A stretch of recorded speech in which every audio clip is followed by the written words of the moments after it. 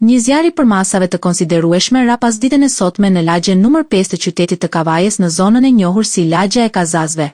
Burime nga vendngjarja bëjnë me dije se banesa ku shpërtheu zjarri ishte e pabanuar pasi pronarët ndodhen në emigracion. Alarmi u dha nga banorët e zonës të cilët sapo vunë rrethymin që dilte nga godina njoftua menjëherë policinë e shtetit dhe shërbimin zjarrfikës. Ndërkohë pa humbur kohë fqinjët tentuan të ndalonin përhapjen e flakëve duke përdorur mjete rrethanore.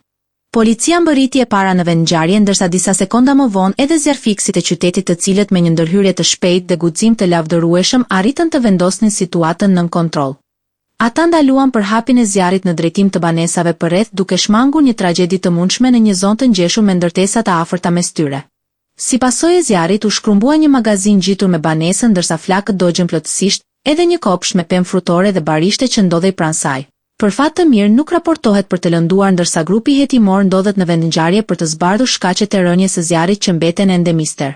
Duke qenë se banesa ka qenë e pabanuar dhe hyrja në të është e vështirë, hetuesit nuk përjashtojnë asnjë pistë përfshirë, edhe një zjarrvënie të mundshme të qëllimshme.